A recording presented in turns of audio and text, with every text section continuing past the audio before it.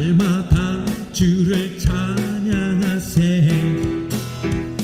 주의 기사와 주의 영광 온 땅에 널리 알려졌네. 위대하신 주 그의 힘 과위엄을 기뻐하라.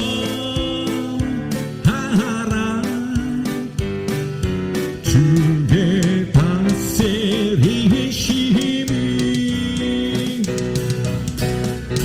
온 땅이여 주를 찬양. 날마다 주를 찬양하세. 주의 기사와 주의 영광 온 땅에 널리 알려졌네. 온 땅이여 주를 찬양. 날마다 주를 찬양하세. 주의 기사와 주의 영광 온 땅에 널리 알려졌네. 위대하신 주 그의 힘과 위엄을 기뻐하라. 주의 다스리심이 온 땅이여 주를 찬양. 날마다 주를 찬양하세.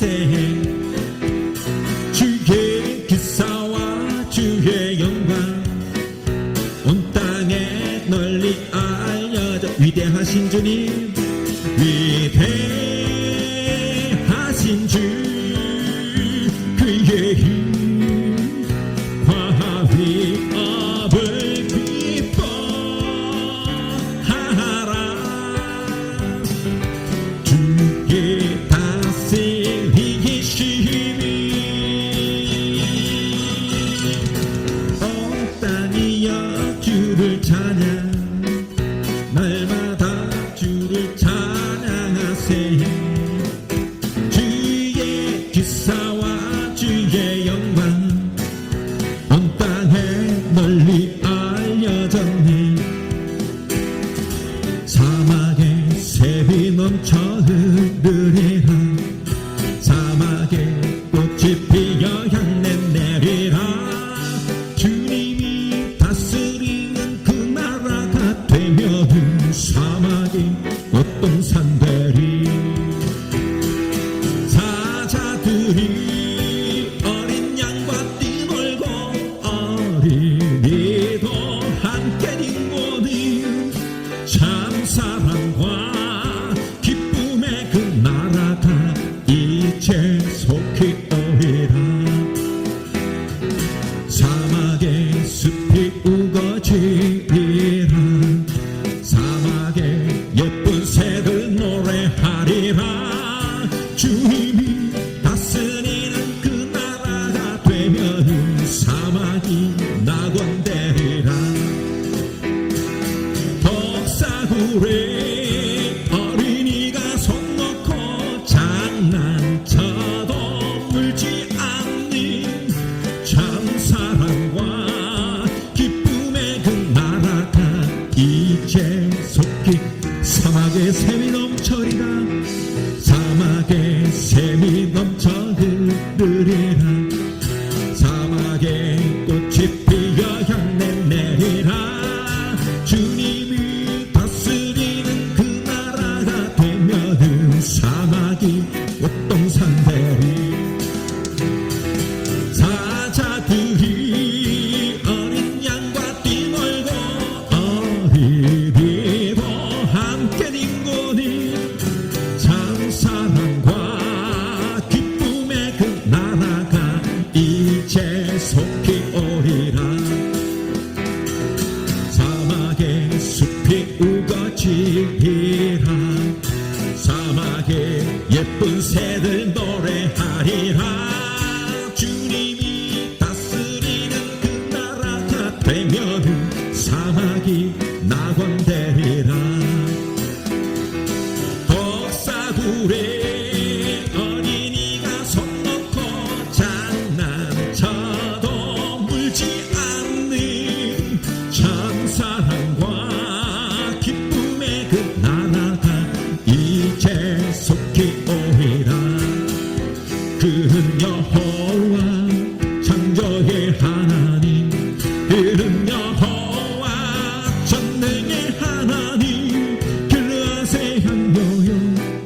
구속의 하나님 그는 여호와 지존의 하나님 지존의 하나님 아브라함의 하나님 여호와 샬롬 평강의 하나님 이스라엘의 하나님 영원한 하나님 그는 여호와 지존의 하나님 찬양하세 할렐루야 찬양하세 할렐루야 그는 여호와 전능의 하나님 그는 여호와 진노의 하나 여호와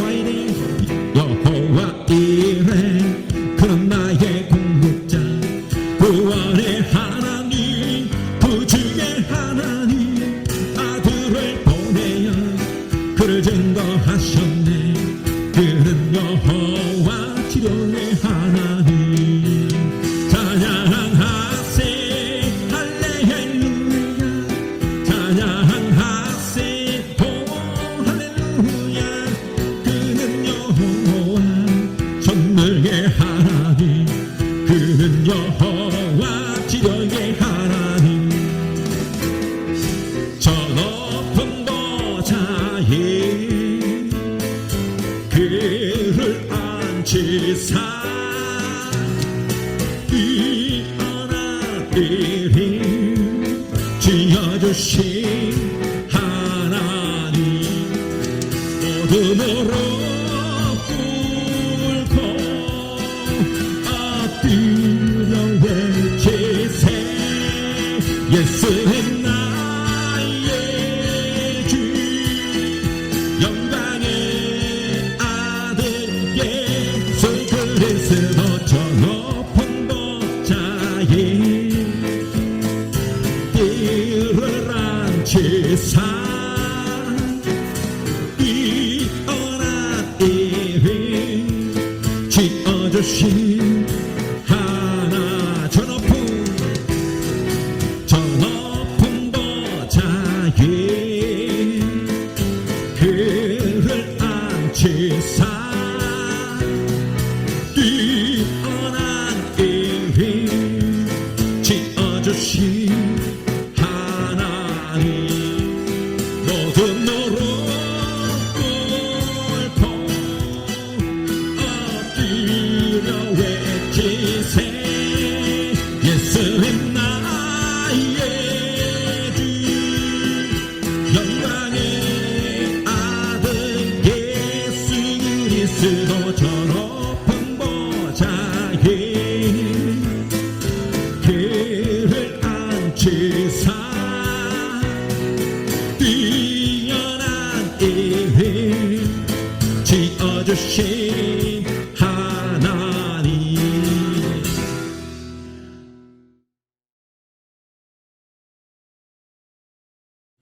형제의 모습 속에 보이니 하나님 영상 아름다워라 존귀한 주의 자녀 되시니 사랑하며 섬기리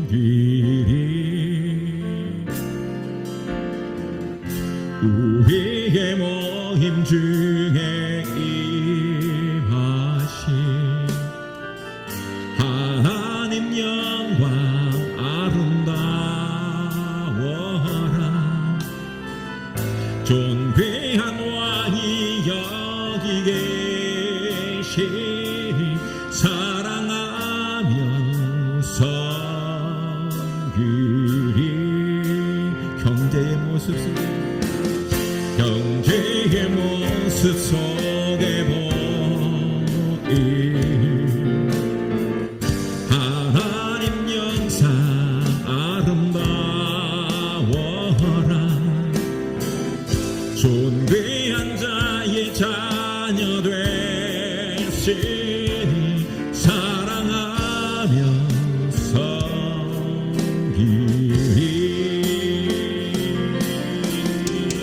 우리의 모임 중에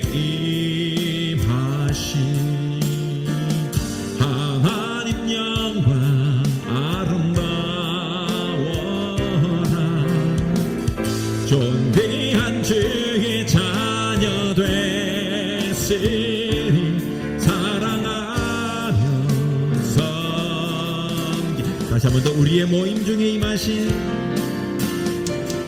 우리의 모임 중에 임하신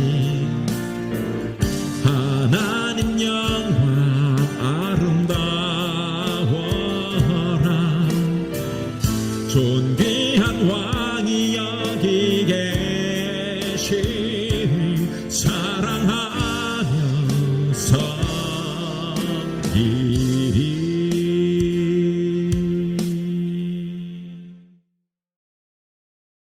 기뻐하며 승리의 노래 부르리. 이 백성 주가 회복시키시네. 그 사랑으로 억눌렸던 자 모아 칭찬과 명성 얻게 하시네. 전심으로 기뻐하리. 전능의 왕 함께 하시네. 기뻐 외치며 주께도 손들리 춤을 추며 함께 찬양해. 모든 원수를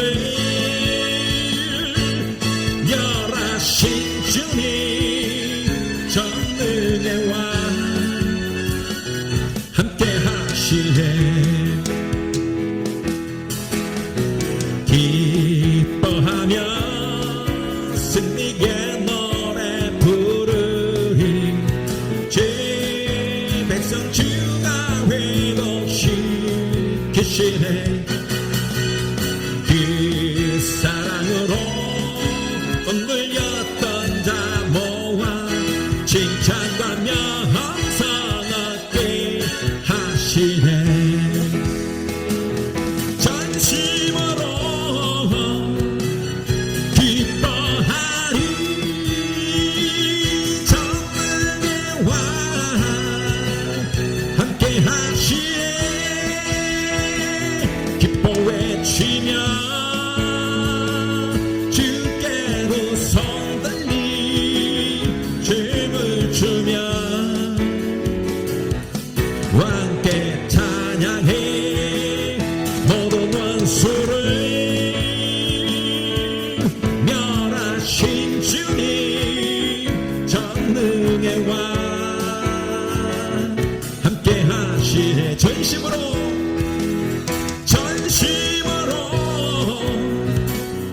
기뻐하리. 전능의 왕 함께 하시네. 기뻐 외치며 주께 손들리 춤을 추며 왕께 찬양해. 모든 원수를 멸하신 주님 전능의 왕 함께 하시네.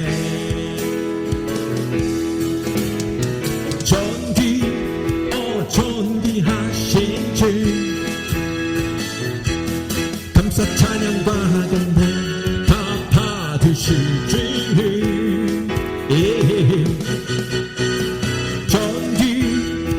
존귀하신 주 감사 찬양과 경배 다 받으실 주. 찬양 할렐루야. 보좌 위 어린 양띠 우리 경배하며 영광 돌리세. 오 할렐루야. 우리 왕께 영광 주는 승리의 영사 또 만유의 주님.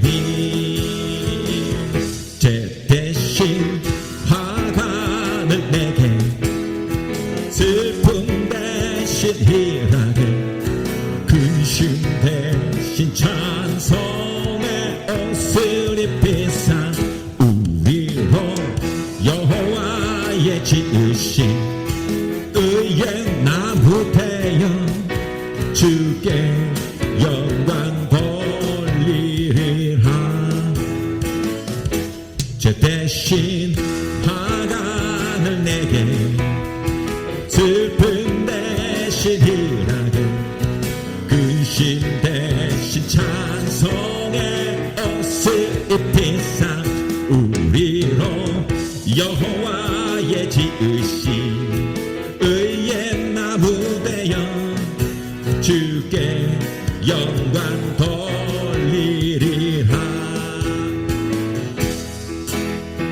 이날은 주가 지으신 날 기뻐하고 즐거워하세. 이날은 주가 지으신 날 기뻐하고 즐거워하세. 주를 기뻐하라. 주를 기뻐하라. 주를 기뻐하라. 주를 기뻐하라. 주를 기뻐하라. 우리 모두 주님 앞에서 기뻐하며 주를 찬양. 우기하신 우리 주님을 기뻐하며 찬양하세. 주님 모두 주님 앞에서 기뻐하며 주를 찬양. 존귀하신 우리 주님을 기뻐하며 찬양하세. 주를 기뻐하라. 주를 기뻐하라. 이날은 주가 지으신 날 기뻐하고 즐거워하세. 이날은 주가 지으신 날 기뻐하고 즐거워하세. 주를 기뻐하라. 주를 기뻐하. 주를 기뻐하라. 주를 기뻐하라. 주를 기뻐하라. 존귀하신 우리 주님을 기뻐하며 주를 찬양.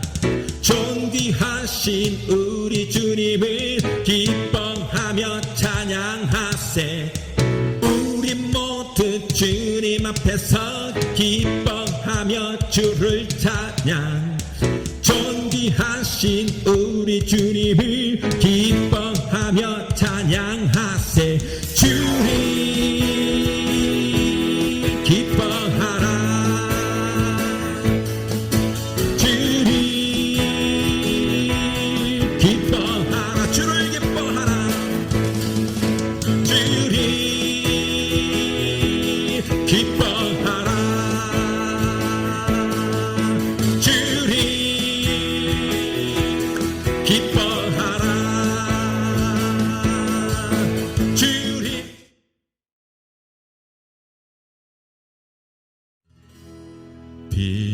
피난처 되신 주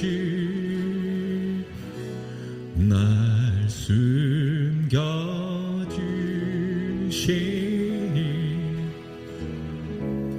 보호해 주시니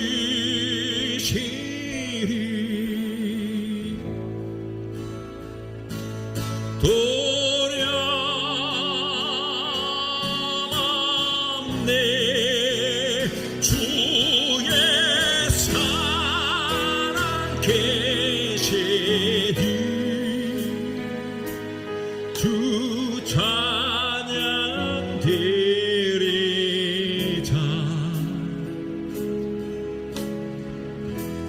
나 두려울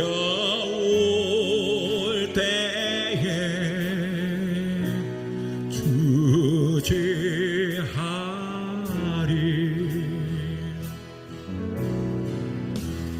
피난처 되신 주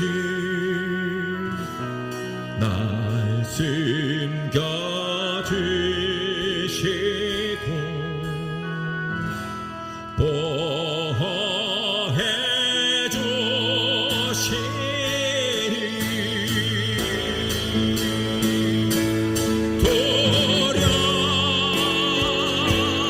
두려움없네 주의 평안 것이니 주 찬양 드리자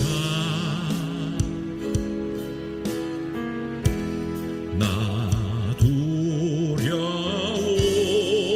때에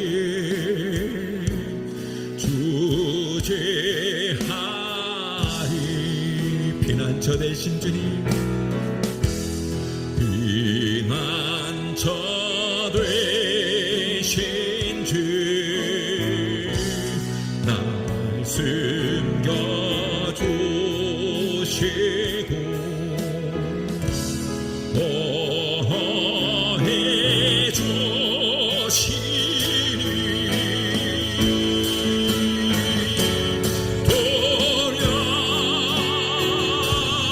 두려움없네 주의 평안 것이니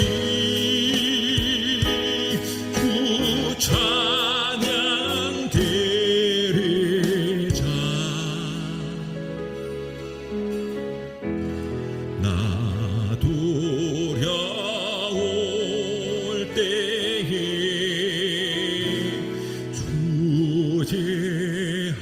주제하리.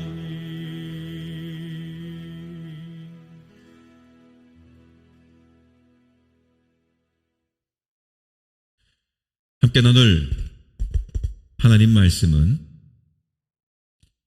창세기 22장 1절로 14절 말씀입니다. 그 일 후에 하나님이 아브라함을 시험하시려고 그를 부르시되 아브라함아 하시니 그가 이르되 내가 여기 있나이다. 여호와께서 이르시되 네 아들 네 사랑하는 독자 이삭을 데리고 모리아 땅으로 가서 내가 네게 일러준 한 산 거기서 그를 번제로 드리라. 아브라함이 아침에 일찍 일어나 나귀의 안장을 지우고 두 종과 그의 아들 이삭을 데리고 번제에 쓸 나무를 쪼개어 가지고 떠나 하나님이 자기에게 일러주신 곳으로 가더니 제3일에 아브라함이 눈을 들어 그곳을 멀리 바라본지라. 이에 아브라함이 종들에게 이르되 너희는 나귀와 함께 여기서 기다리라. 내가 아이와 함께 저기 가서 예배하고 우리가 너희에게 돌아오리라 하고 아브라함이 이에 번제 나무를 가져다가 그의 아들 이삭에게 지우고 자기는 불과 칼을 들고 손에 들고 두 사람이 동행하더니 이삭이 그 아버지 아브라함에게 말하여 이르되 내 아버지여 하니 그가 이르되 내 아들아 내가 여기 있노라. 이삭이 이르되 불과 나무는 있거니와 번제할 어린 양은 어디 있나이까.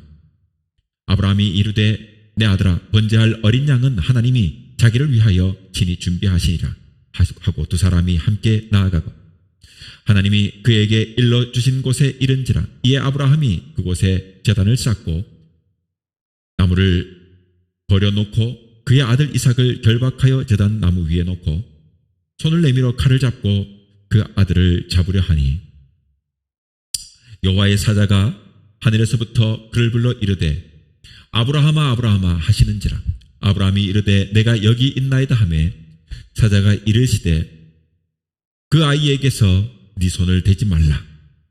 그에게 아무 일도 하지 말라. 내가 네 아들 네 독자까지도 내게 아끼지 아니하였으니 내가 이제야 네가 하나님을 경외하는 줄을 아노라. 아브라함이 눈을 들어 살펴본즉 한 순양이 뒤에 있는데 뿔이 수풀에 걸려 있는지라. 아브라함이 가서 그 순양을 가져다가 아들 대신하여 번제로 드렸더라. 아브라함이 그 땅 이름을 여호와 이레라 하였으므로 오늘날까지 사람들이 이르기를 여호와의 산에서 준비되리라 하더라. 아멘. 오늘은 창세기 22장 1절로 14절 말씀을 통해서 약점 극복하기라 하는 제목으로 함께 말씀을 나누겠습니다. 말씀의 귀한 은혜가 될 수 있기를 바랍니다. 발 뒤꿈치에 있는 힘줄을 우리는 이 아킬레스건이라고 하는데요.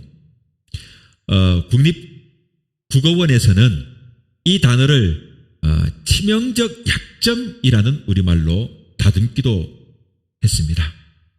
이 아킬레스건이란 말이 그리스 신화에 나오는 아킬리우스에 대한 이야기에서 유래했다는 것은 여러분도 다 아실 것입니다. 여신인 그의 어머니가 아들을 불사신으로 만들기 위해 지옥에 흐르는 강물에 그를 넣었다 뺐는데 그만 이 넣을 때 빼야 되니까 그 물에 빠질 때 잠기지 않도록 이 발 뒤꿈치를 잡고 있었단 말이죠. 그렇다 보니까 그 발 뒤꿈치만 그 물에 젖지 않은 거예요. 그래서 그 유일한 약점이 되었다 하는 것입니다. 훗날 아킬리우스는 우리가 잘 아는 그 트로이 전쟁, 이 일리아드 대서사시의 갑자기 이름이 생각이 안 나는데요. 호메로스의 대서시 일리아드에 거꾸로 얘기했습니다. 거기에 나오는 그 트로이 전쟁에 참여했는데 하필이면 그 발 뒤꿈치에 화살을 맞는 바람에 전사했다고 하죠. 이후로 사람들이 이 치명적인 약점인 이 약점을 이 아킬레스건이라고 부르게 되었다는 것입니다. 아킬리우스에게 그 발 뒤꿈치가 여러분 치명적인 약점이었다면 그러면 일종의 그 나의 약점, 즉 나의 아킬레스건, 나의 치명적인 약점은 그럼 어떤 것인가 하는 것입니다. 약점은 누구에게나 있는데 그 자신의 약점을 알고 있는 그것을 극복하려고 알고 있고 그것을 극복하려고 노력하는 그런 사람이 있는 반면에 어떤 사람들은 그 자신의 약점도 모르고 또 그것을 안다고 해도 또 극복하려고 노력하지도 않는 사람도 있다 이 말이죠. 이스라엘의 초대 왕이었던 우리가 잘 아는 그 사울 왕, 이 사울 왕을 보십시다. 사울은 여러분 이스라엘 자손 중에서 성경 기록을 본다면 그보다 준수한 자가 없다고 말을 해요. 그리고 키가 보통 사람들의 어깨 위만큼은 더 컸다고 성경이 기록하고 있어요. 즉 키가 아주 장신해 준수한 그런 외모와 그런 몸의 체형을, 즉 좋은 몸매, 몸짱 이런 것들을 가지고 있었던 그런 사람이었습니다. 게다가 그가 왕으로 선택되었을 때 자기가 왕으로 선택되었다는 것을 알고 진보다리 사이에 숨을 만큼 여러분 매우 겸손한 그런 사람이었단 말이에요. 여러분 외모가 잘생기고 몸짱에 키도 훤칠하고 그렇게 잘생기고 보통 사람의 어깨 보다가도 여러분 머리 위만큼 그렇게 큰 사람이 그런 미남의 얼굴을 가지고 있고 막 참 잘난 사람이 여러분 권력과 권세까지 받게 되었다는 것을 아는 순간 부끄러워가지고 숨을 만큼 겸손한 사람이었다. 보통 사람이 아니지 않습니까? 정말로 추앙받을 만한 그런 훌륭한 그런 인격의 인품의 소유자. 얼마나 인기가 있었겠습니까? 그런데 말이죠. 훗날 사무엘이 이러한 왕으로 있을 때는 매우 훌륭한 사람이었으나 사무엘이 말하기를 왕이 스스로 작게 여길 때 그때 이스라엘 지파의 머리가 되었다고 칭찬할 만큼 과거에는 아주 좋은 사람이었어요. 왕이 처음 되었을 때만 해도 스스로 작게 여길 때는 이스라엘 지파 가운데도 우두머리가 되고 머리가 되는 왕이 되는 그런 훌륭한 하나님께서 선택하는 그런 사람이 되었는데 하지만 그가 하나님의 말씀보다 자기의 판단대로 행동하면서 자기의 판단대로 행동하고자 하는 치명적인 약점이 있었던 거죠. 그래서 만약 사울이 자신의 약점을 알고 하나님께 기도했다면, 이 약점을 극복하려고 노력했다면 하나님께서 계속 그 나라의 왕권으로 영원토록 왕위로 세우시고 다윗에게 물려나는 그런 안타까운 일은 있지 않았지 않겠습니까? 스스로 목숨을 끊는 어리석은 자리까지 가지 않았지 않겠냐 이 말입니다. 그러니 왕이 되었을 때 겸손했던 그 모습 그대로 남았다면, 교만하는 스스로 그 약점을 극복하지 못했던, 그 교만이라는 약점을 극복하지 못했기 때문에 후대에 불행한 왕의 이름으로 점철되는 안타까운 삶을 마무리한 것입니다. 하지만 여러분, 우리가 다 알다시피 그가 그렇게 겸손한 왕이 되지 않고 그 자만과 교만의 약점을 극복하지 않았기 때문에 자기 마음대로 그가 번제를 드리고, 선지자가 오기 전에 번제를 드리고 제사장의 직분을 해야 될 일들을 지가 막 감당하면서 마침내는 아말렉을 진멸하지 않고 하나님으로부터 버림받게 되지 않습니까? 이런 안타까운 자리에 간 사울왕, 여러분, 그가 약점을 극복하지 못했기 때문에 그렇게 된 것입니다. 자, 여러분, 그러면 우리가 추앙하고 존경하는 믿음의 조상이라고 불리는 이 아브라함에게도 여러분, 그렇다면 약점이 없었을까요? 우리가 함께 성경을 나눠 오늘 읽었습니다만 그에게는 약점이 없었을까요? 아니죠. 아브라함에게도 여러분 약점이 있었습니다. 저는 그의 약점을 여러분 오히려 그가 온전히 하나님을 믿지 못한 것이 그 약점이라고 말하고 싶어요. 감히 아브라함이 어떤 사람인데 믿음의 조상이라고 말하는데, 우리 같은 믿음의 초짜배기들이 믿음이 없어가지고 늘 쓰러지고 넘어지는 우리 같은 사람이 아브라함을 거론하는 것 자체가 웃긴 얘기지만,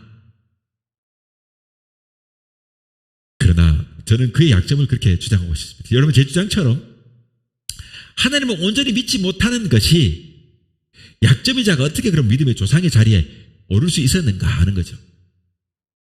저는 여러분, 이 아브라함이 자신의 약점을 어떻게 극복했기 때문에 믿음의 조상이 되었느냐, 이런 것을 살펴보면서 오늘 함께 이 아브라함의 약점이 그럼 어떤 약점, 어떻게 약점을 또한 극복할 수 있었는지 이 과정을 함께 살펴보면서 은혜를 나누고자 하는 거예요.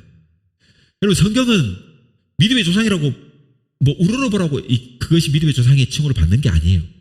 그의 삶의 궤적, 그의 삶의 그 행태, 삶에 살아왔던 그 길들을 돌아보면서 우리가 함께 연구하고 상고하면서 보다 더 나은 모습으로 우리가 은혜를 누림으로써 나는 이렇게 되지 말자, 이렇게 해보자. 성경은 그렇게 우리를 조망함으로써 주신 말씀이기 때문에 믿음의 조상이 감히 제가 말하기를 그는 온전한 믿음이 없었다라고 말하는 것은 우리로부터 이 거울로 성경을 보면서 은혜를 누리고자 함이 이해하시고 말씀을 함께 받았으면 좋겠습니다. 첫째로 보자면 아브라함은 온전한 믿음이 없었어요. 앞서 말씀드린 것처럼 아브라함의 약점은요, 하나님을 온전히 믿지 못했다고 했는데 그렇다고 그가 믿음이 없다는 것은 아니에요. 아브라함은 하나님의 약속의 말씀만을 붙잡고 어떻게 했습니까? 고향 땅을 떠났어요. 친척과 아버지의 집을 떠났습니다. 그리고 하나님께서 보여주실 약속의 땅으로 가는 그런 위대한 믿음이 있었어요. 믿음이 없으면 이 일을 할 수가 없지 않습니까? 보통 믿음이 아니에요. 여러분, 사실 이것이 보통 믿음이 아니지 않습니까? 75년 동안 맺어온 모든 관계와 그동안 일구어 놓은 그 모든 기반을 다 버리고 눈에 보이지 않고 손에 잡히지 않는 세계로 나간다는 것, 이것은 아무나 할 수 있는 것이 아닙니다. 아무나 할 수 있는 것이 아닙니다. 여러분, 우리들의 입장에서 보면 매우 큰 믿음이 아닐 수가 없지 않습니까? 여러분, 우리가 고향 한번 떠나는 것, 내가 쌓아놓은 모든 기반들을 다 버리고 떠나는 건 쉽잖아요. 여러분, 교육자들은 전국을 막 돌아다니고 심지어는 선교사가 되어 세계로도 나가지 않습니까? 그렇게 나갈 때, 젊을 때 나가면 괜찮은데 어느 정도 나이가 차고 기반이 잡힌 상태에서 여러분 이주한다는 건 쉽지 않아요. 왜냐하면 자식들이 있고 이 자식들이 살던 여러분 곳에 떠나는 건 쉽지 않고, 그죠? 데리고 이동하는 것도 쉽지 않아요. 나도 나의 기반이 있는데 쉽지 않아요. 그런데 교육자들, 목회하는 사람들은요, 하나님이 가라면 가고 또 사람은 서기 때문에 여러분 과감하게 이것을 떠나는 결정을 내리는 거예요. 그런데 삶의 기반을 가지고 있는 40대, 50대가 되어가지고 어디 떠나라면 쉽지 않아요. 저도 지금 50대, 이제 54 한국 나이로 되었는데요. 저도 어떻게 보면 50대 중반에 접어든 나이 아닙니까? 이 나이에 뭔가를 바꾼다는 건 쉽지 않아요. 쉬운 결정 내리기 참 어려워요. 심지어 같은 동네 안에서 이사하는 것도 쉽지 않은데, 여러분, 아브라함이 75년 동안 삶의 기반을 가지고 있던 곳을 떠난다는 것 쉬운 것 아니죠. 쉬운 것 아니에요. 쉬운 일 아닙니다. 그러나 그 모든 기반을 다 버리고 본토 친척 아버지 집을 떠납니다.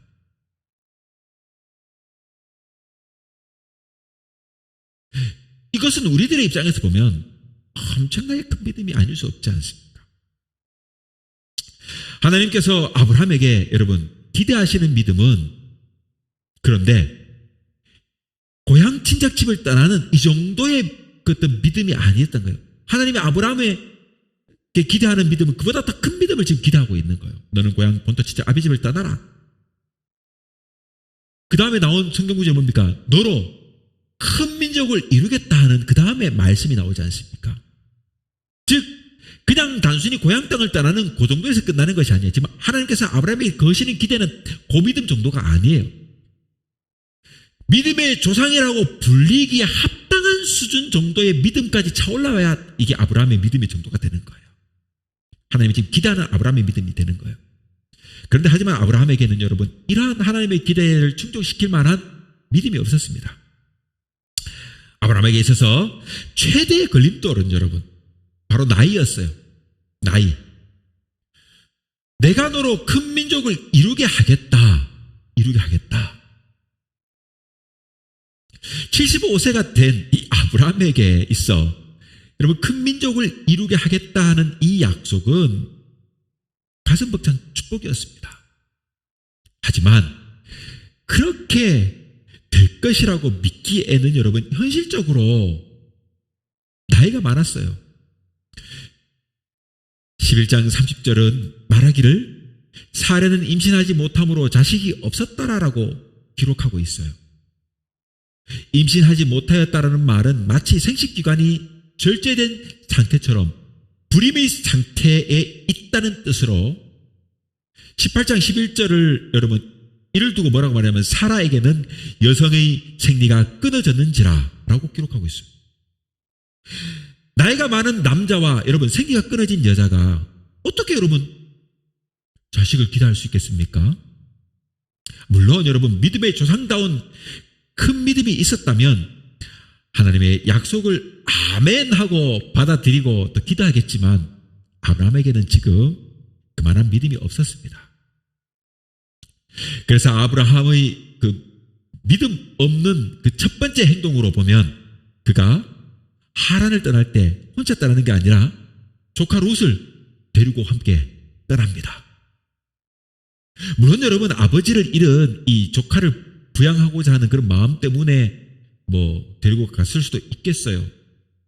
하지만 그 아브라함이 보면 그 보인 여러 가지 그 반응들을 보면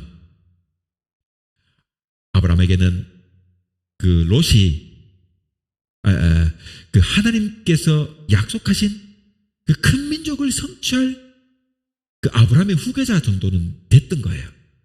어차피 난 자식을 낳을 수 없으니까 아마 하나님은 이 롯을 통해 가지고 큰 민족을 이루려고 하는가 보다. 그런 생각을 들 수도 있지 않습니까? 하나님의 말씀처럼 이 큰 민족을 이루고 싶은 마음은 있지만 여러분 현실적으로 자식을 낳을 수 없으니까 롯을 통해 가지고 그 일을 이루어야겠다는 생각을 할 수 있잖아요. 그러나 롯은 여러분 큰 민족을 이룰 아브라함의 후계자가 아니었기 때문에 하나님께서는 우리가 잘 알다시피 그 양쪽 집안에 그 짐승이 많아지고 가산이 많아지고 또 종들이 많아지니까 분쟁이 일어나잖아요. 그래서 목초지 문제로 결국 다툼이 일어나고 잘 알다시피 조카 롯을 데리고 높은 곳에 올라가 가지고 네가 동하면 내가 사하고 네가 사하면 내가 동하리니까 좋은 곳을 네가 먼저 골라라. 그래가지고 잘 알다시피 롯이 소돔 땅을 선택하고 그 얘기 알지 않습니까? 이렇게 목초지 분쟁을 통해 가지고 둘이가 갈라서게 되는 거예요. 즉 아브라함과 롯이 갈라놓은 것은 어떻게 보면 아마 이런 아브라함의 생각의 어느 한편에 이런 그 그 큰 민족을 이루겠다는 것을 조카 롯을 향한 기대가 있기 때문에 하나님께서 나누는 것이 아니겠는가 하는 생각도 할 수 있지 않습니까? 그런 생각도 이렇게 좀 들기도 합니다. 또 여러분 큰 민족과 또 관련해 가지고 두 번째로 아브라함이 취한 행동, 믿음이 없는 행동은 어떤 것이 있을까요? 바로 이 자신의 종 엘리에셀, 이 엘리에셀을 후계자로 지목한 일이 있습니다. 15장 1절을 보면 아브라함이 하나님의 말씀이 환상 중에 아브라함에게 임할 때 하나님은 그에게 두려워하지 말라라고 하면서 나는 네 방패요 너의 지극히 큰 상급이니라라고 말씀하셨어요. 그때 아브라함이 보인 반응 아주 걸작입니다. 주 여호와여 무엇을 내게 주시려 하나이까? 나는 자식이 없사오니 나의 상속자는 이 다메섹 사람 엘리에셀이니이다 라고 말하거든요. 여러분 아들이 있으면 좋겠지만 지금 자식이 생긴다는 것은 불가능한 일이니까 그 때문에 자기 집에 태어나서 자란 가장 신이 많은 종 이 엘리에셀이 있으니까 이 엘리에셀을 양자로 입양하겠다 하는 그런 말 아닙니까? 그래서 나는 내 종 엘리에셀이 있으니까 자식이 없으니까 내 상속자는 이 다메섹 사람 엘리에셀입니다 라고 말하는 거예요. 하지만 하나님은 여러분 그 사람이 네 상속자가 아니다 라고 단호하게 말씀하십니다. 이 정도면 여러분 아브라함이 하나님의 약속을 믿고 기다려야 하지 않겠습니까? 그런데 아브라함은요, 그리고 또 사라는 아직도 그만한 믿음의 사람들이 성장하지 못했던 거예요. 하나님이 원하는 그 분량은 이만큼인데 아직 아브라함과 사라는 요만큼밖에 안 됐던 거예요. 우리가 보기에는 고향 땅만 떠나도 대단한 믿음인데 그러나 하나님은 아브라함에게 원하는 믿음은 이만큼이었던 거예요. 아직 이만큼밖에 안 됐는 거예요.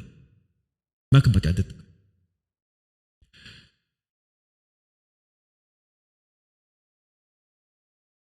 결국 사라는요, 남편에게 자신이 종이었던 하갈을 첩으로 주어가지고 아들을 낳게 해야 되겠다는 생각을 하게 되는 거예요.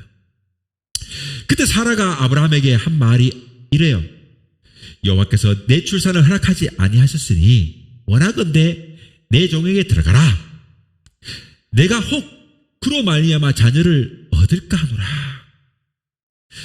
하나님께서 사라의 출산을 허락하지 않겠다고 말씀하신 적이 여러분 있었습니까? 그런 적이 없잖아요. 그런데 왜 사라는 하나님께서 그렇게 말씀하시는 것처럼 말한 것일까요?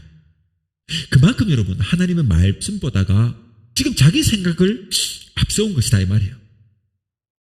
또한 그만큼 아브라함과 자신을 통해 자식이 태어난다는 것 자체를 불가능한 것으로 여겼다는 거예요. 그런데 우리가 여기서 여러분 주목해야 할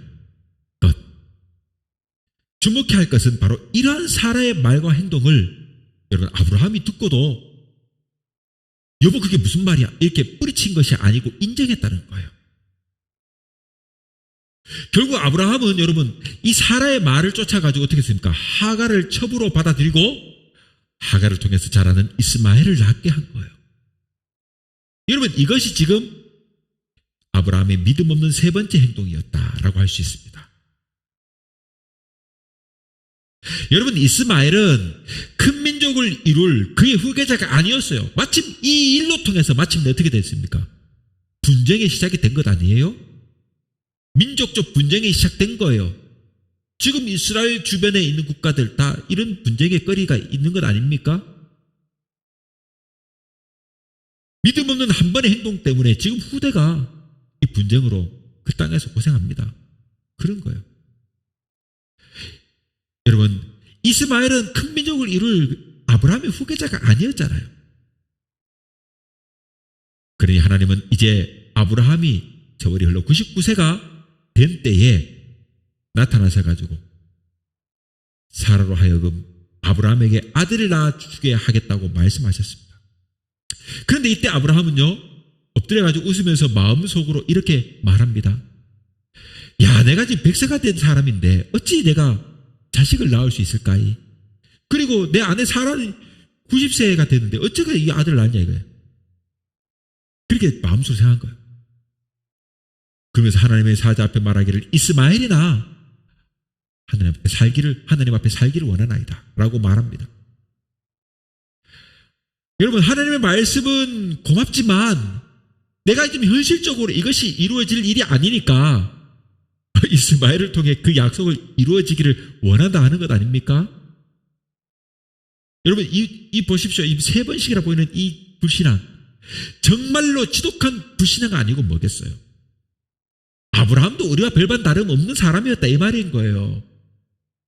믿음을 예수 믿고 나름대로 믿음을 성취했다, 믿음대로 가겠다 하면서 어느 정도는 해요.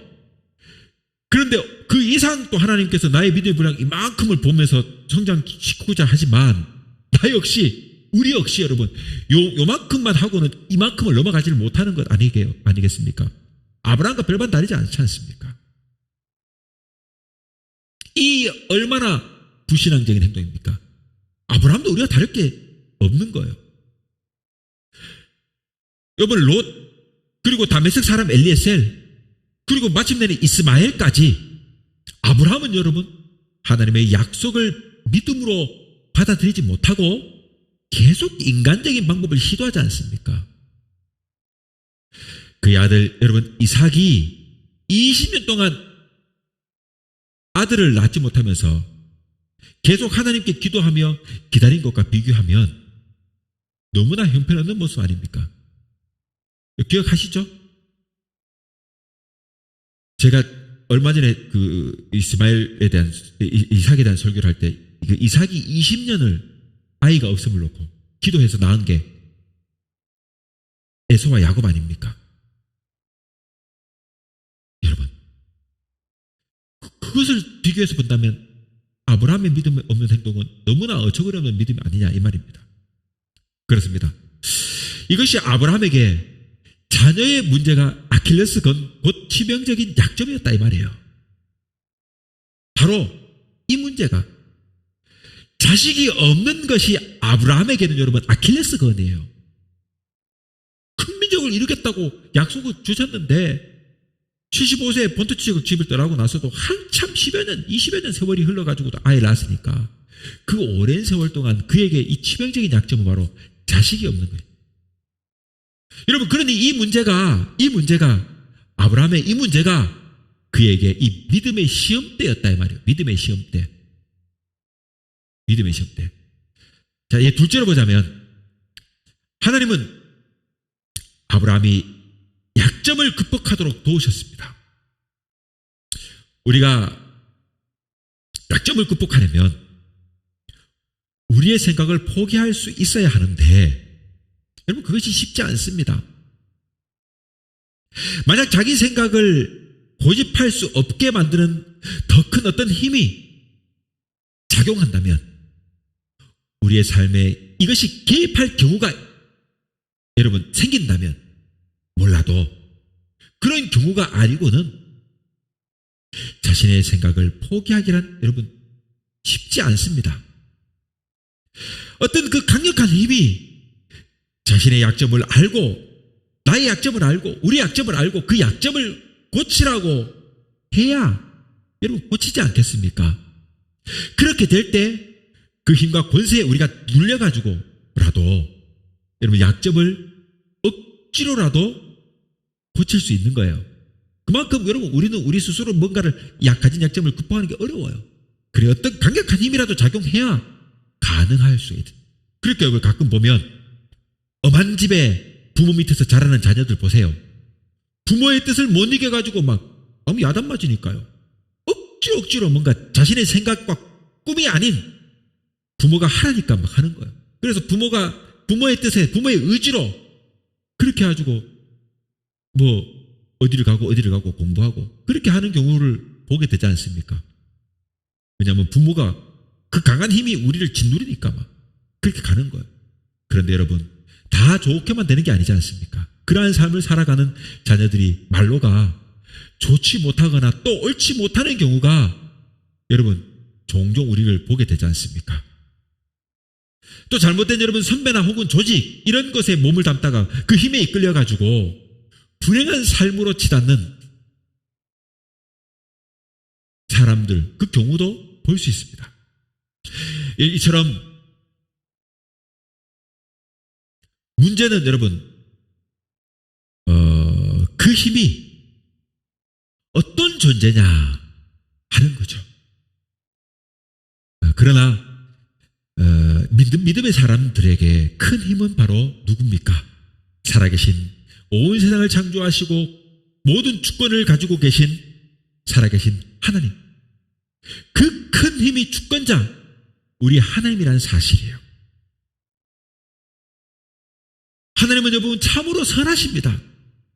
주님은 우리의 약점을 아시고 약점을 극복하도록 도와주실 능력이 있으시며 그 약점을 극복할 때까지 참고 인내하실 수 있는 충만한 사랑이 있으신 분이십니다. 하나님은 아브라함의 약점을 아셨고 그 약점을 극복할 때까지 지치지 않고 포기하지 않고 끝까지 개입하셨어요. 3번의 그런 실수가 있었지만 아브라함의 믿음이 분량까지 이르기까지 끝까지 인내하면서 참으면서 아브라함을 지지해 줬습니다. 개입하셨어요. 그의 삶에 친히 개입하셨어요. 앞서 말씀드린 것처럼 하나님은 아브라함이 하란을 떠나면서 롯을 데리고 나오자 롯과 교별할 수밖에 없는 상황을 통해 가지고 롯과 헤어지게 하셨어요. 그리고 아브라함에게 내가 네 자손이 땅의 티끌같이 하리라 라고 말씀하면서 위로합니다. 소망을 주셨어요. 이 아브라함이 다메섹 사람 엘리에셀을 상속자로 삼고자 했을 때도 하나님은 적극적으로 그 사람이 네 상속자가 아니다라고 말씀하셨어요. 그리고 네 몸에서 날짜가 네 상속자가 되리라라고 말씀하시고 아브라함을 이끌고 밖으로 나가서 하늘에 우러러 무별들을 셀 수 있나 봐라 라고 하면서 그렇게 복을 내려주십니다. 이 약속의 말씀을 들어도 좀처럼 믿지 않자 이번에는 어떻게 합니까? 하늘의 별이라는 이름의 시청각 자료를 사용해가지고 아브라함에게 자손에 대한 약속이 확실하다는 것을 가르쳐 주시기까지 합니다. 이후 아브라함과 사라가 하나님의 약속을 믿지 않고 하가를 통해 가지고 이스마엘을 낳자 하나님은 여러분 13년이나 아브라함에게 나타나지 않았습니다. 여러분 성경을 잘 보시면 그렇게 돼요. 그 역사가 그만큼 길어요. 아브라함에게도 하나님이 나타나지 않았던 기간이 있어요. 그리고 하나님이 99세가 되었을 때 드디어 하나님이 다시 아브라함에게 나타난 거예요. 무려 13년 동안 나타나지 않았던 하나님이 나타나신 거예요. 여러분, 우리 인생에도 잠시 잠깐 하나님의 응답이 없는 것처럼 느껴질 때가 있어요. 그렇다고 하나님이 우리를 저버리거나 떠나신 것이 아니라는 것을 우리가 기억해야 됩니다. 단지 우리가 깨달을 시간이 필요한 거예요. 우리가 알 수 있는 시간이 필요한 거예요. 그리고 하나님의 때가 아니기 때문에 시간이 필요한 거예요. 13년 동안 나타나지 않던 하나님이 99세가 된 아브라함에게 드디어 나타납니다. 그런데 이때도 여러분 하나님은 사라를 통해 아들을 낳게 할 것이라고 명확하게 말씀하는데요. 하지만 아브라함이 이 말씀을 믿지 않고 속으로 웃어요. 그때는 13년 전에는 그렇게 말씀하실 때는 그래도 내가 조금은 더 젊었는데 이제 이미 99세가 됐으니까 얼마나 어처구니 없겠습니까? 그렇게 속으로 웃습니다. 이스마엘이나 하나님 앞에서 살기를 원합니다라고 그렇게 고백하는 거예요. 그래서 이번에는 아예 잘 보세요. 이름까지 지어줬습니다. 이름까지. 네 아내 사라가 네게 아들을 낳으리니 너는 그 이름을 이삭이라 하라. 그리고 하나님은 또 아브라함에게 찾아오셔가지고 내년 이맘때 내가 반드시 네게로 돌아오리니 네 아내 사라에게 아들이 있으리라 라고 말씀하셨어요. 그러나 여러분 장막문에 서서 그 소리를 들은 사라는요 속으로 웃었습니다. 야, 나나 남편이나 모두 늙었는데 어떻게 그런 일이 있을 수 있냐. 나는 이미 태가 멈춰가지고 이제 생리도 하지 않는데 웃는 거예요. 지난번에는 아브라함이 속으로 웃더니 이제는 사라가 여러분 웃고 있어요. 어쩌면 여러분 인간은 이렇게도 변하지 않는 거예요. 정말로 변하지 않습니다. 참 믿음이라는 게 그렇게 어려워요. 여러분, 그 믿음의 사람 아브라함도 이렇게 사는 거예요. 어려운 거예요. 그런데 우리는 오죽하겠습니까? 믿음을 지키고 산다는 것이 쉬운 게 아닙니다. 여러분, 신앙의 성숙, 또 믿음의 자랑이, 또 믿음의 자람이 이렇게 여러분 어려운 것이에요. 그런데 하나님은 이번에도 그를 책망하지 않아요.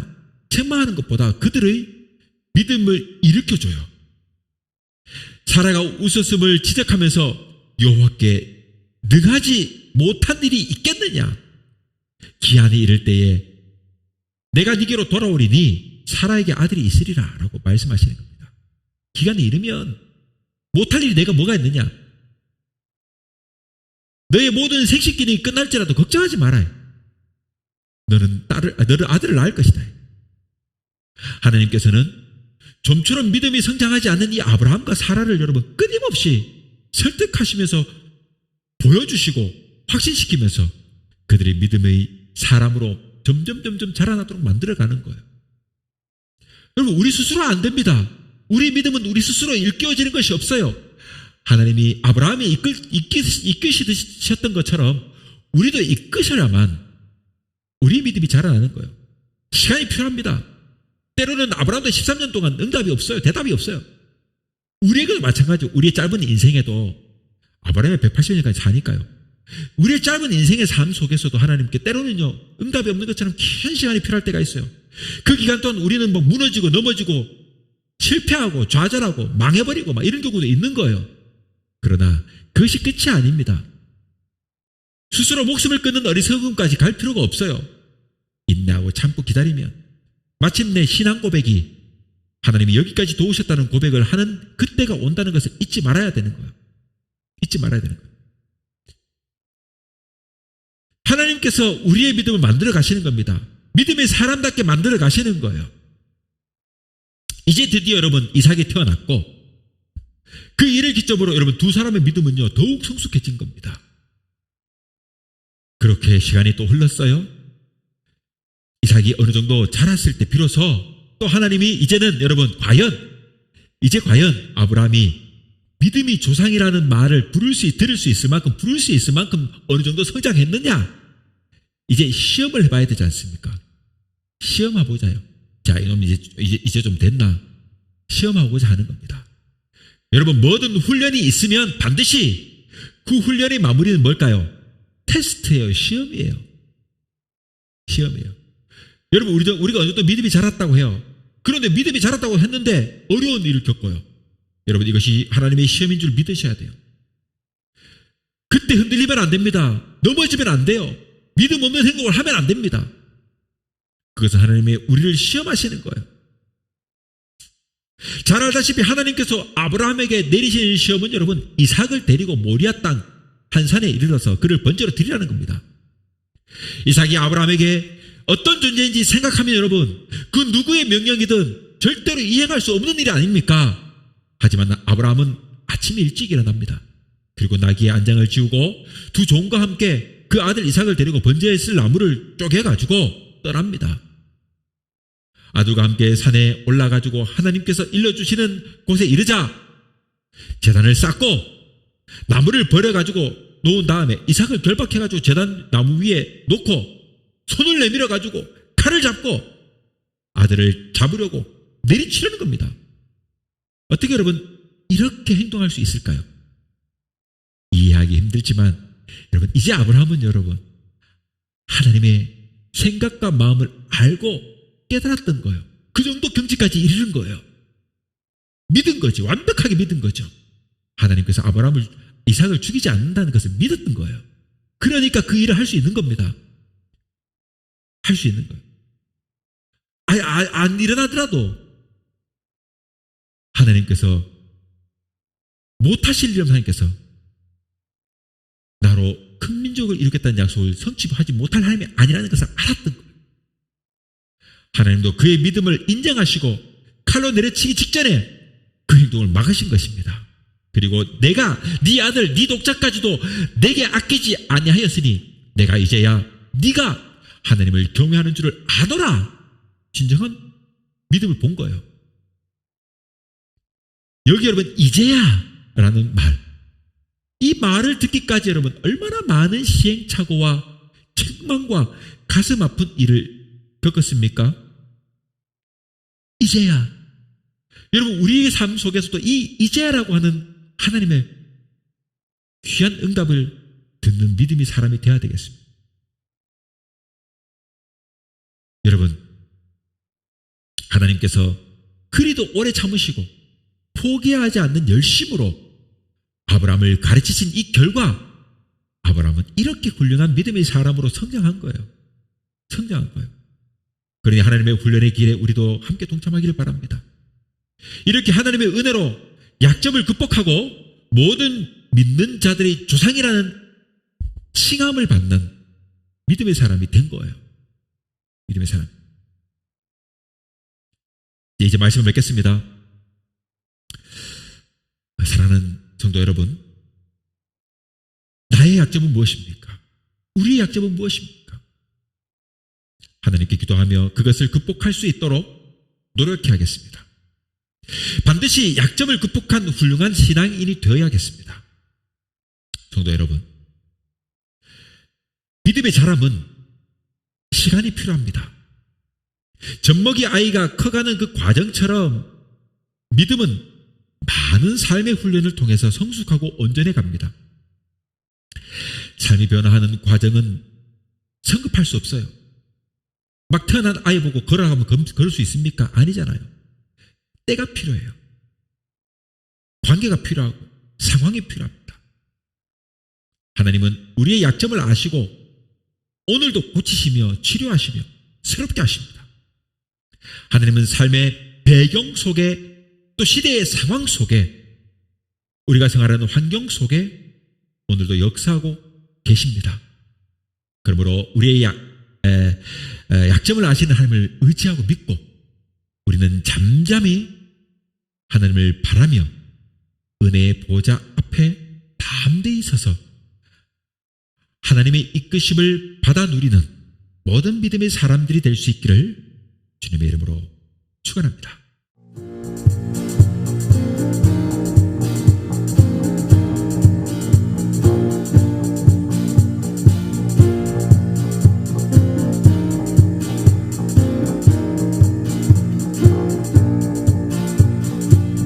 새 힘아들이 주를 바랄 때 주를 바랄 때 우리 주를 바랄 때 새 힘아들이 주를 바랄 때 주를 바랄 때 우리 주를 바랄 때 주님 통치하시네 소망 구원 주시네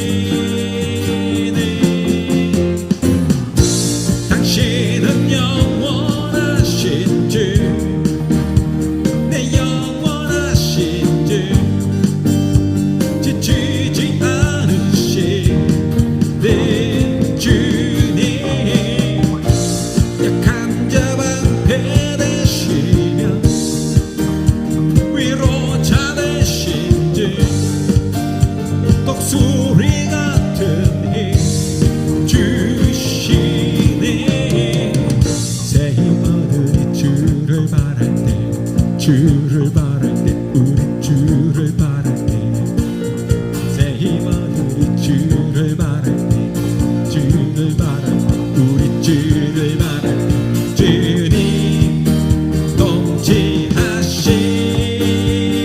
통치하시네 소망 구원 주시네 당신은 영원하신 주 내 영원하신 주 지치지 않으신